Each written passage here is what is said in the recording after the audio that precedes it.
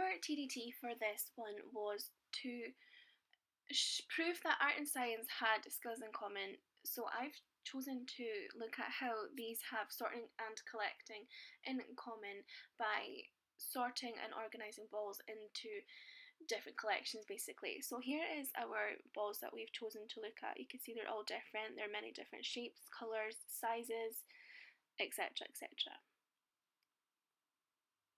So one of the tasks we had to do was to create a table which showed what the balls looked like up close and also far away. Another task was to draw the balls. Okay, so basically the idea behind this task was to show that science and art aren't two completely different areas of the curriculum. You can kind of intertwine them and you can connect them and make links and be able to use them both together.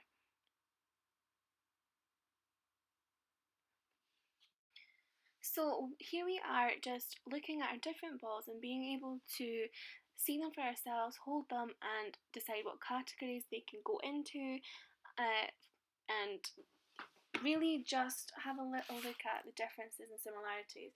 So it's important for children to be able to kind of use their observational skills and their skills for collecting and sorting information to be able to use these in different curricular areas, not just science and not just art.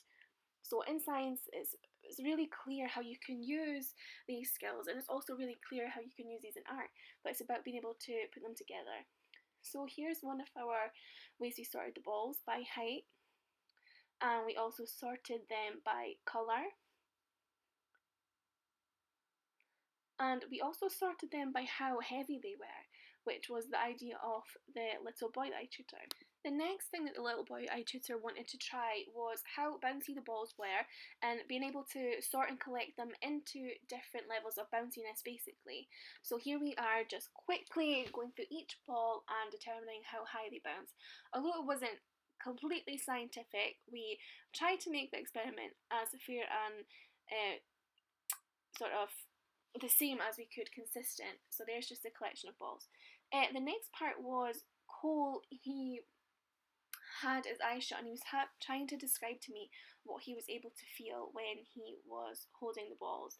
Now, this is an important skill because identifying and sort of distinguishing and observing are all different skills that you can use in art, but you can also use in science, and it's important to be able to link them together.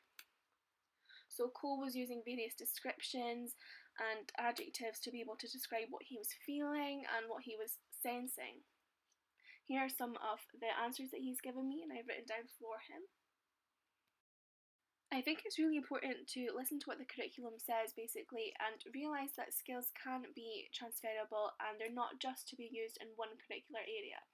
So definitely using the skills of observation, classification, collection and also sorting has really helped Cole, I feel, and myself, because I feel like I can now be able to link them to different curricular areas. So I know that I don't just use classification and organisation and skills of observation in science, but I can also use them in art, and I think that's one of the things that we found out.